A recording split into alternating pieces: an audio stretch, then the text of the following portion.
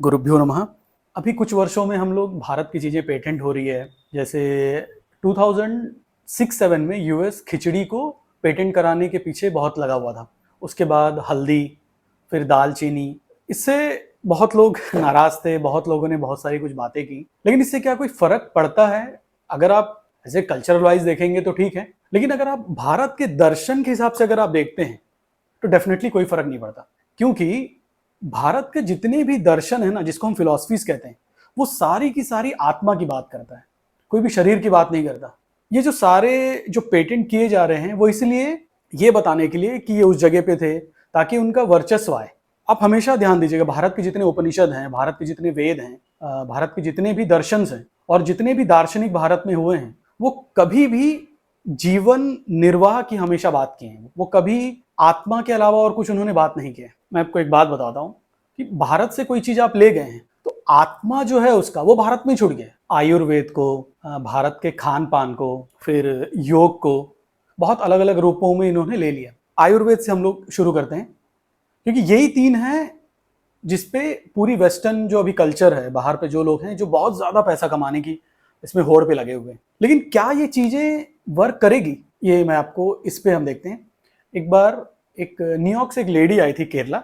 उन्होंने कहीं पे ये आपका जो कोकोनट ऑयल है, नारियल तेल के बारे में कहीं पढ़ा, बहुत अच्छा होता है उसको खाने में और शरीर वगैरह पे, बाल पे लगाने पे उसके इफेक्ट्स बहुत अच्छे आते हैं। तो वो केरला आ गई, नारियल तेल वहां से ले गई और वो रहती थी न्यूयॉर्क में। अब न्यूयॉर्क में जब वो गई, 6 महीने यूज करने के बाद उनको दिक्कतें आई शरीर में, अपच, जोड़ों में दर्द और नींद ना आना। तो वो वहां पे काफी डॉक्टरों को दिखाई। एक उनका इलाज जैसे चल रहा था, मेडिकल हिस्ट्री पहले देखी गई। किसी ने उनको सलाह दिया कि आप एक बार किसी आयुर्वेदिक डॉक्टर से मिले। तो उसके पहले एक वेस्टर्न डॉक्टर से वो मिली। उन्होंने उनसे पूछा कि आपने क्या अपने दिनचर्या में या खान पान में कुछ चेंज किए हैं क्या। उनको याद आया कि वो अचानक अभी नारियल तेल को यूज कर रही थी, तो उस डॉक्टर ने कहा कि आप बंद कर दीजिए। लेकिन अब बुकिश में या रिसर्च वाइज नारियल तेल के अपने अपने बहुत से गुण हैं। तो उन्होंने क्या किया, वो वापस केरला आई। केरला आके वो एक डॉक्टर से मिली, उनसे बात करी। तो उस डॉक्टर ने उनसे पूछा कि आपने कहाँ पढ़ा था ये चीज को यूज करना। तो उसने कहा कि हमारे यूरोप में बहुत से डॉक्टर्स हैं, बहुत से लोग आजकल जनरल वगैरह छापते हैं कि आपको ये पीना चाहिए, खाना चाहिए। प्योरली ये मनी मेकिंग था, क्योंकि वो लोग जब बताते हैं तो वो लोग उसको बेचना भी शुरू कर देते हैं।